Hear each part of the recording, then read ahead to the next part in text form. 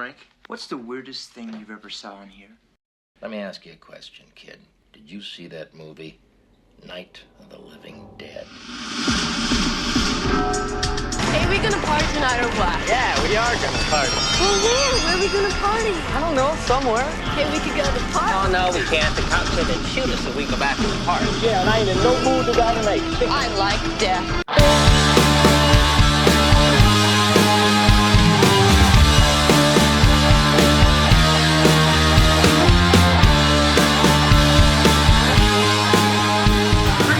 And welcome to a minute 42 of Do You Want to Party? A Movies by Minute podcast of the 1985 groundbreaking horror classic, The Return of the Living Dead. I'm your host, Troy, and joining me today, joining for this particular episode, is a Hallmark movie lover, no matter what the season. I'm Candace LaPage, and that is true. Yeah, no, I was like, what should I put? Because I haven't talked to Candace in a little while. Let's see, you know what? I think the Hallmark thing will work. And yeah, from your reaction, it definitely worked. It is, however, royal movies season, and I'm not so keen on those, so... Oh, is that what's going on right now? Springtime is usually the royals? Okay. Well, not usually. They're just doing, all four of their sort of, March movies are all royal movies. Oh, really? Okay. Yeah. Now, is this... just royalty in general, or actual royalty sort of thing? No. See, you don't spend much time in the Hallmark world. A royal movie is when a commoner and a royal fall in love through some sort of mix-up. Either that the commoner is pretending to be someone else and so gains access to the royal family compound, or the royal is pretending to be a commoner and they fall in love. Gotcha. Okay, and then there's always issues because, we can't have royals and commons together. Exactly. Of course, yeah. All right. No, makes total sense. The third act, break up and then they come back together, and suddenly every character who was against it it completely changes their character. Yes. All right. Good. All right. So this minute is going to start with Bert's plan for the emergency room and ends with Ernie making a call for assistance. So after hearing the full condition of his employee, Bert curses and stands up. Christ. He looks to Ernie for consultation. Freddie brings up the prospect of medical attention. Ernie. Shouldn't we get to a doctor or something like that? Yeah. And Frank seconds that idea. Yeah, Bert, I need a doctor. Now, the both gentlemen, Frank and Freddie, are in pretty bad condition at this point. They are basically barely being held up, except for the wall behind them that is keeping them propped upright. I don't know how it's doing it though, because they're so sweaty. You'd think they would just slide down the wall. Exactly. Yeah. I mean, we do have Freddie dressed in his silk jacket and all that sort of thing, but from the look of Frank's sweat drenched shirt, they've got to be both profusely sweating at this particular point. All right. So when Frank seconds that idea, inspiring Bert to step around to Frank's side and placing his arm underneath, begins to lift Frank to his feet while informing the room of his immediate plans with his guys. And I'm getting a car and taking these guys to the emergency ward right now. Let's go, Frank. You're going to be all right. As Frank wobbly gets to his feet, he again brings his handkerchief to his mouth. But once upright, he takes a few steps. Frank's cheeks puff out. So along the cinder block wall of the oven room sits a dark gray cabinet we can first see for the first time in this particular room. So we get to actually see another wall in this room instead of what we've just been looking at, which is the oven and the wall where Frank and Freddie were just currently leaning up against.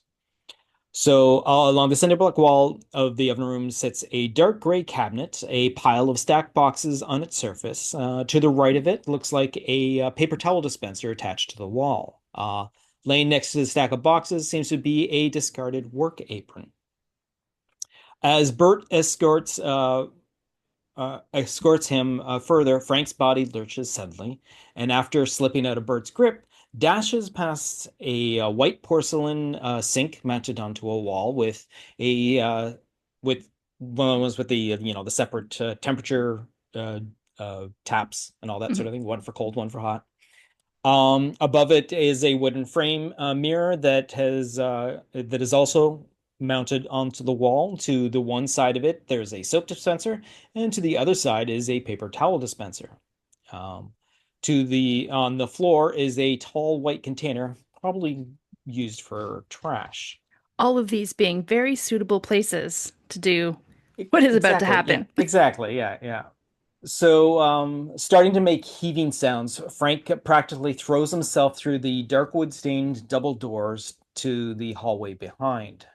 We can also see two mounted certificates framed to the wall to the left of the doors, with a typical switch plate for lights between the certificates and the door itself. Trying to catch up with Frank's sudden burst of speed, Bert gets to the door quickly, joined by Ernie.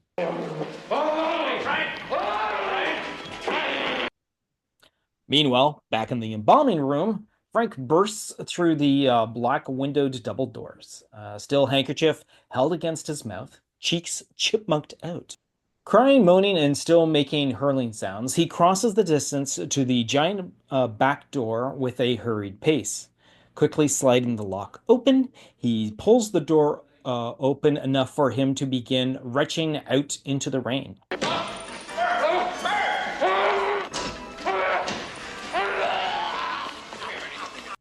While the door doesn't open enough to allow us to see outside fully, we can see through the gap visible as it swings open, revealing the fact that there is rain falling. As the door slowly starts to close, Bert and Ernie finally make it to the door, both men stepping through, again, not revealing the full view at all. And as Frank's labored sounds of vomiting increases, while lightning flashes, Bert and Ernie wrestle Frank back inside.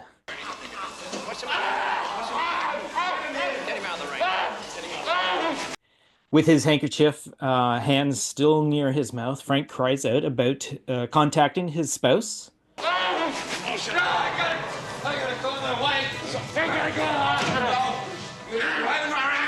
Bert manages to close the door, and both men lift Frank, dragging him towards the small leather sofa, to also find the now slow-moving, hunched-over Freddy also finally making his way to sitting down again.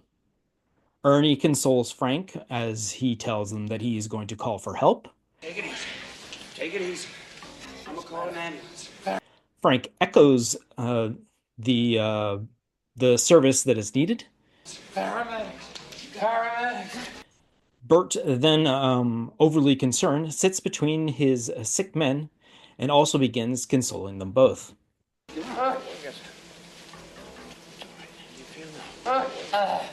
Over at his desk, Ernie punches away at the buttons on his phone, holding the receiver to his face. After a bright and loud lightning and thunder strike, Ernie has a one-sided conversation. He requests assistance. Hello, yes. Can we get some paramedics over here right away? Then mentions his location. That's the resurrection. And that's where we end this particular minute. All right, so so there's not much that happens, but quite a bit actually happens in this particular minute. Yeah. We have the full-blown sickness now that everyone is aware of it comes to Yeah. fruition. I mean, Yeah. the previous minute they were talking about how the two of them weren't feeling very well and how sick they feel, and the actual realization of what it actually is that made them sick. Breathing in the canister gas itself, and well, here we got the results of it. So Yeah. Well, and it's sort of because we've talked about this before about how you can clearly see that, like we, the audience, can clearly see that they're sick. yes, But Ernie and Ernie and Bert are not noticing, presumably, yeah, because they're obviously preoccupied. mhm. I think Ernie, with whatever thing he's going to get in the future for having done this huge favor, Yeah, I still don't Well, understand what this huge favor is as he yeah. brought it up again in the minute right before Hmm, this. So hmm. I was like, is there like I don't know. Am I supposed to be reading homoeroticism in here? Because maybe that's just me. I don't know. But he just keeps bringing it up so much, but not mentioning what the favor is. Yeah, So exactly, he's exactly. Yeah. obviously preoccupied about that. Um, Bert obviously preoccupied about saving his ass, Hmm. which makes it so bizarre that his like immediate response is, "We've got to get these guys to the hospital." I'm like, What are you thinking? Like, Yeah. obviously you're not thinking straight because what are you going to tell them? Like, you've literally just broken so many rules to burn these bodies, and now you're just gonna give it all up because these two guys are sick? Okay. Well, I think he's finally like now that the panic of we got to deal with this situation is over, it dawns on him the reality of what he's left with and realizing, oh crap, my guys are sick and like, oh great, they've been whatever they've ingested and all that sort of thing. So his, I think it's just a gut reaction to like, oh, let's get you to the, because he like lifts him Mhm. up like without even thinking, he just lifts up Frank and like starts to drag him away. Like, no, no, we got to go, we got to get out of here, sort of thing. And obviously the forward motion suddenly sets off Frank, and Yeah, yeah. I've been there. As a person with migraines, which comes with a lot of Oh nausea. yeah, yeah, Yes, yeah. yep, I've been there when it's just like, if I'm sitting perfectly still, I'm okay. The Yeah. second I have to turn my head or if I have to stand up, I'm like, oh, everything's coming up. Okay. Well, that yeah, that's a good point because they did mention that Freddie himself had mentioned how his head feels like it's going to split open, which is Mhm. obviously akin to like a headache of some sort, like on a migraine. Sorry, I apologize for using the lighter tone That's for okay. like, A no, it's not headache a is headache. part A of a headache is migraine. yes, yes, exactly, exactly. It's one of the symptoms of a Yeah, migraine. yeah, exactly. Yeah. All right. So over on the commentary track, which again is with director and writer Dan O'Bannon and production designer William Stout. So Dan O'Bannon is still complaining about the his run about Ernie's running suit not being the color that he wanted. Dan O'Bannon points out that how Spielberg would have gotten a tan suit. Oh my God. That's Dan, right. That's just right. Yeah. Candace is a little aware of the person that Dan yeah. O'Bannon was. So yes, yeah. Like the running suit, it's fine. Dude, you had a whole different idea of where they were going to do the opening shots with the Mm-hmm. military finding out. Mm-hmm. That's a big deal. Like what you had in mind was a big deal and what was recorded was a big deal. The guy's suit color, come on. Yeah. But I think it looks better as that maroon color because now I just Yeah. associate him with blood all the time. Exactly. Exactly. Dried blood. Because I'm recording these episodes back to back, you haven't actually had a chance to listen to the commentary track from the previous minute, but Dan Mhm. O'Bannon mentions that he can't remember the reason why he wanted the tan suit. Just that he wanted a tan suit. So He the then get over it, buddy. Come on, old Exactly, white man. exactly, exactly. But he obviously can't because he brings it up yet again in the previous minute and this minute. But what's better is William Stout supports that observation by saying Spielberg would have gotten in a New York second. Dan O'Bannon doubles down, saying that he would have actually gotten in New York. He mentions how he loves both New York and Louisville, Kentucky, and using the location because it was offbeat. So during the movie, once Frank breaks away from Bert, Dan O'Bannon saying, "No, here we go, good stuff." Dan O'Bannon begins setting up a situation, which, in his words, he says, "Now, I did something here which is transgressive. I crossed the line. I did the Todd Browning thing, but not nearly as extensive as Browning did." He then reflects by inquiring about the moment he's setting up, only to realize that it's much further along in the movie. He mentions that he will wait until then.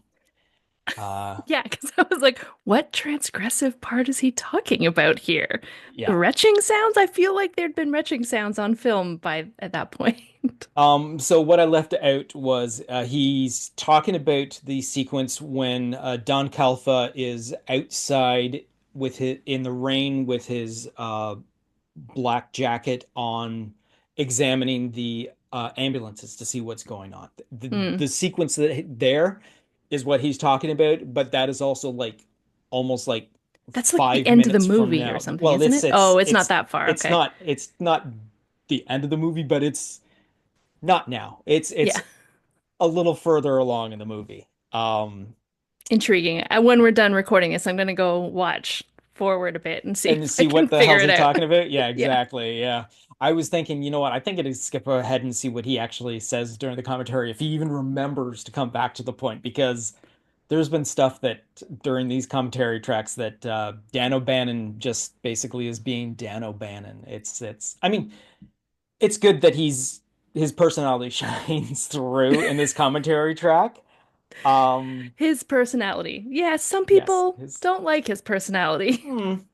So to finish off the commentary track for this minute, he is also impressed with the lightning strike hitting the moment in between dialogue. Yes, I love that. It's like the Foley sound is amazing. It's such Hmm. great Yeah. lightning sound. Hmm. The lighting is great.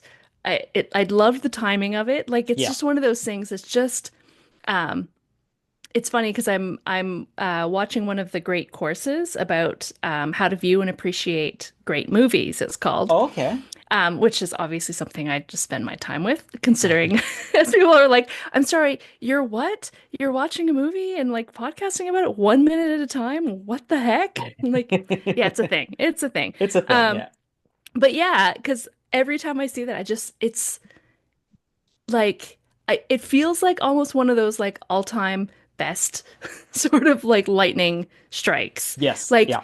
the to use a literary term I learned in English class, the pathetic fallacy of it right then is so perfect, perfectly timed, especially because at the same time Ernie is being so incredibly Mhm. calm on the phone, right? He's Yes, just yeah. like his tone Hmm. is like I can't even, I don't even know how to describe how calm it is. It's ridiculously calm. Yes, Like almost, he's very are you collected in the sedated? moment. Yeah, exactly. Yeah. Yeah, yeah, yeah, yeah. He's very Though subdued, yes. interestingly, I recently had to call a variety of services Okay. for an incident at a public event that I was at, and I suspect that I probably sounded as calm when I was calling as well, because it's just like, nope, this is what's There you go. happening. Yeah. Answer the person's question with exactly the information they need. Nobody needs to get like really worked up here because we're all just trying to solve a problem. There you go. Yeah. Yeah, See? Yeah. Grace under pressure, right?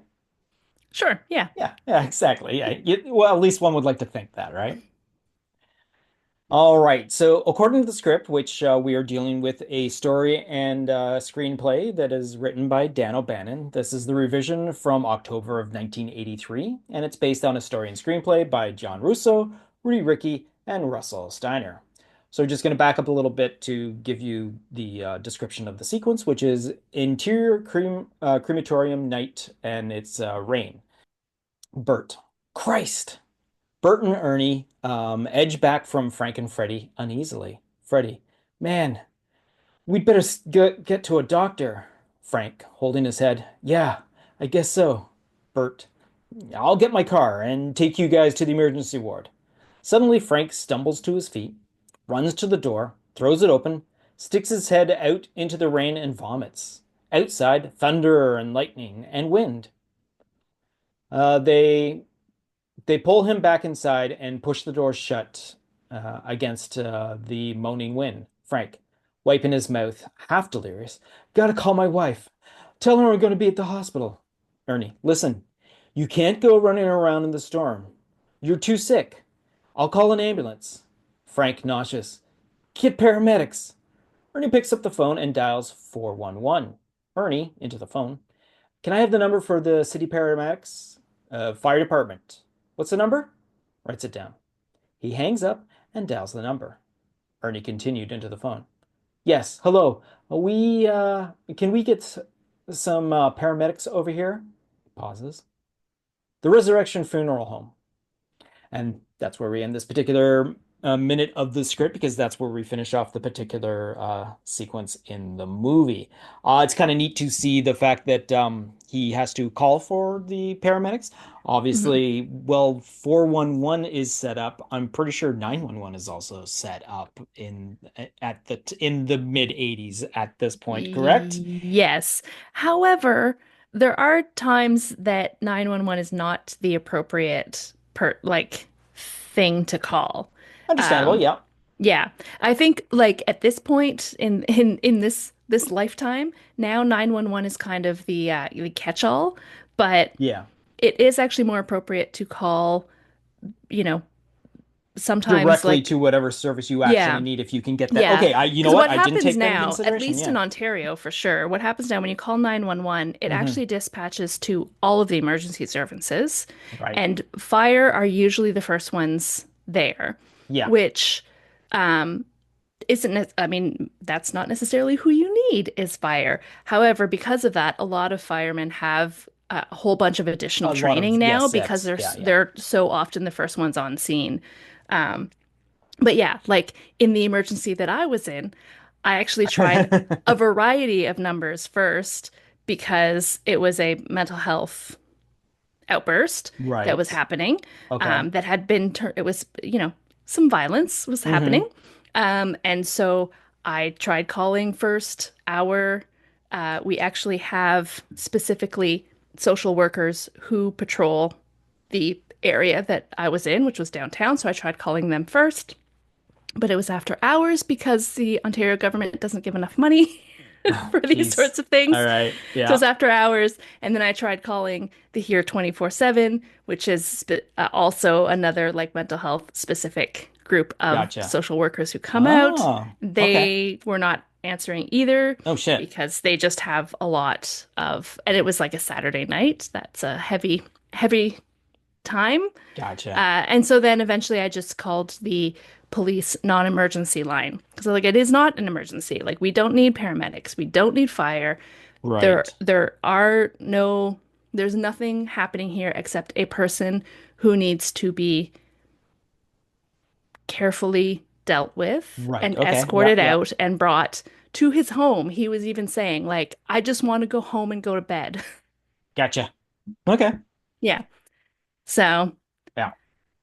Well, I guess yeah, I guess at the time it would probably be the best to at the like you said, 911 now is a catch-all for everything, but back then I guess you would want a more specific sort of yeah. yeah. Plus, as we know from having watched the rest of the movie, it becomes bad when more emergency services show up. That is true. And it's exactly what the dead want. Exactly, yeah.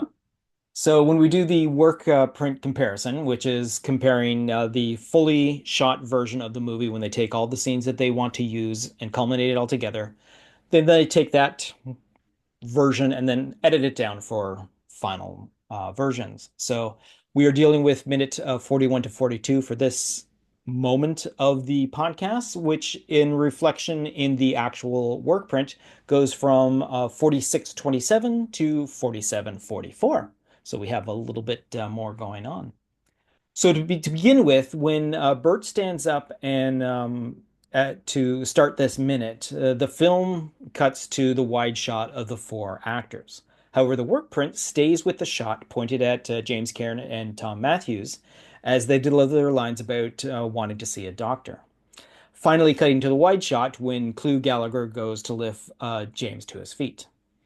The rest of it plays out normally until Ernie calls for assistance, and the work print has the scripted conversation that didn't make the final film.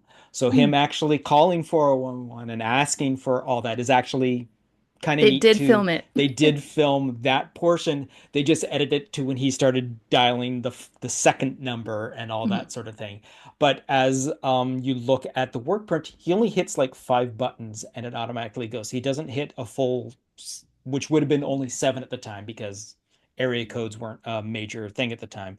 but he only, instead of hitting 7 buttons, he hits 5 buttons and then starts his conversation with obviously the paramedics to get them dispersed to their location. So it's kind of interesting to see that the thing that Yeah. doesn't make any sense in the script, they actually shot, and then they realized we didn't need it anyway, so he just directly calls the paramedics straight out. So yeah. All right, so that's going to wrap up this particular minute of our podcast. Well, not a lot happens. A lot does actually happen. When we're dealing with sequences, we're just dealing with the same characters throughout the minute. We get a nice little set up to what's going to happen. We now know that Frank and Freddy are like on the edge of complete disaster and all that, and how Bert is really concerned for a little bit of his employees and his being an employee sort of thing. I Yeah. mean, he's dealing with this situation, and then the fact that Ernie's just now apparently along for the ride sort of thing, because Mm. it just happens to be taking place in his place of work as well. So Yeah. But it's yeah, okay because he'll get that he's big, got that favor that yeah, that Bert's going to favor. pay him back. Yeah, Is exactly. this the first time that we learned that Frank has a wife? I don't remember if he mentioned it at all earlier.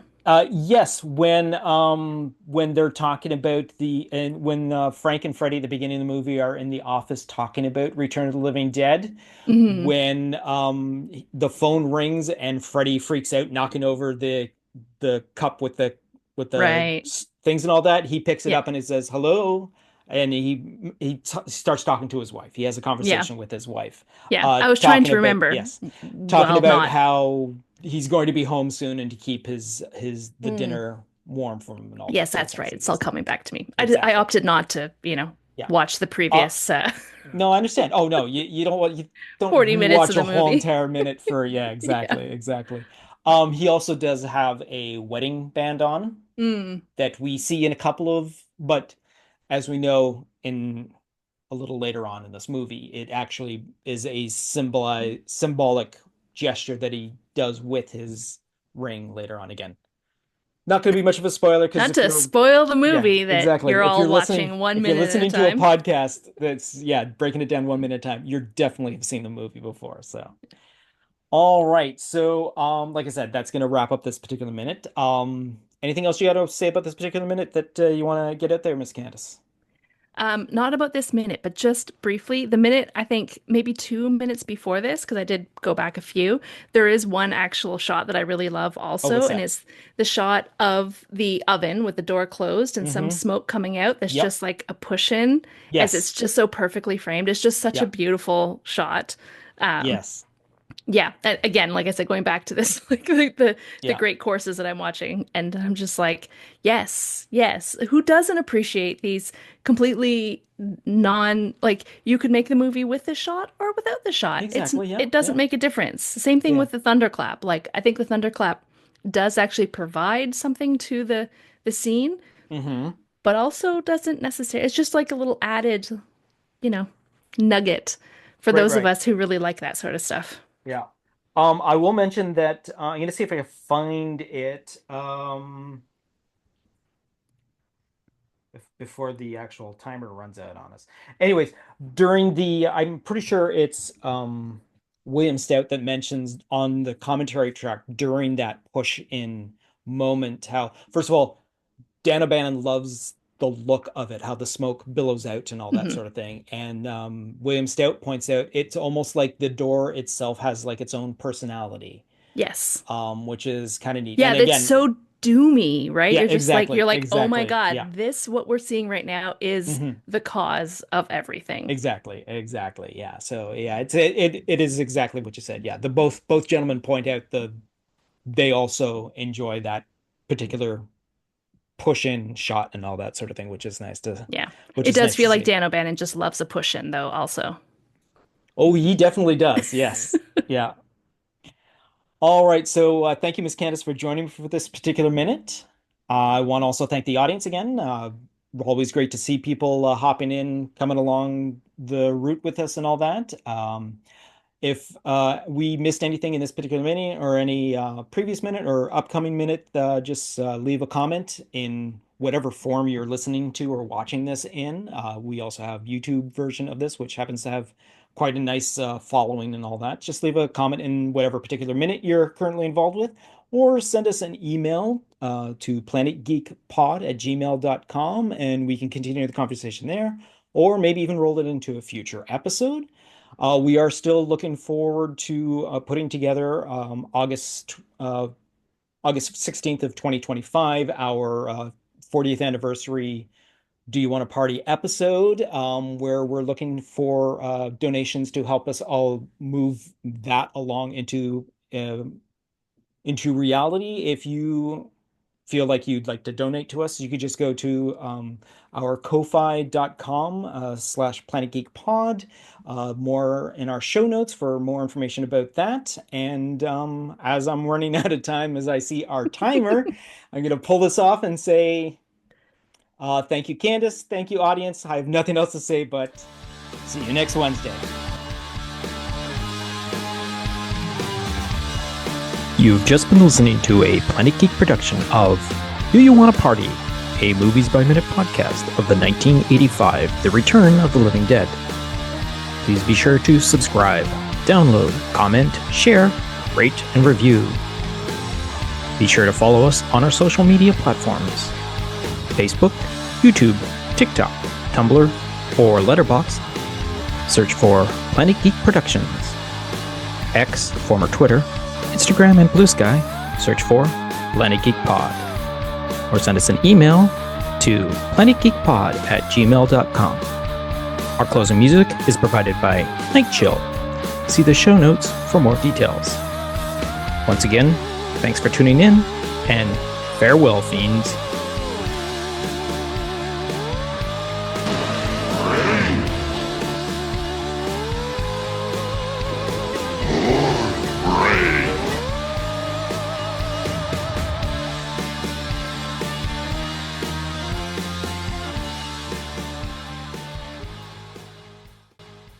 Nope. There we go. All right. When I go through the browser, the web browser, it automatically starts recording. But when I go through the app, I have to tell it to record. Intriguing. So yeah. So I forgot what I was doing. I'm looking at it. Wait, what is that? Is that the? Nope. Recording is not recording. All right. Let's get into this. All right. All right. So this is minute 42. I got to call my wife, which is Candace, which is going to be April 9th, 2025. All right. He crosses the distance from to the giant. Hello? Someone knocked on one. I of the heard. other I doors. did It hear just the echoes. knock. Yeah, it just echoes through. Yeah. All right. Cheeks chipmunked out. As the door slowly starts to close, Bert and Ernie finally make it to the door. Both men stepping through. Hello?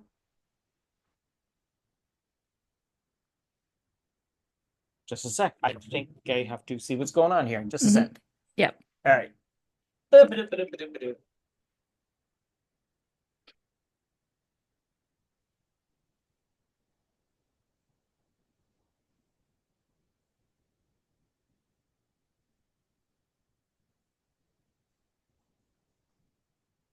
I don't know why I didn't stop this. So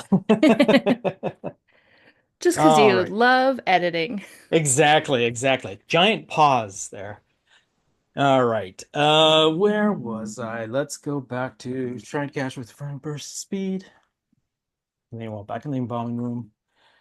Talking about how it was raining out. Yeah, I'm just trying to find that part. know. Okay. Let's just go right to the beginning of the meanwhile back in the embalming room. Okay. Don't need both ears in right now. Wow, that's about as close as I can get that Yeah. with less than a minute to go. Yeah. I mean, I still would have had this amount of time even if I paused it. It'd only get a 40-minute window and all that Yeah. sort of thing.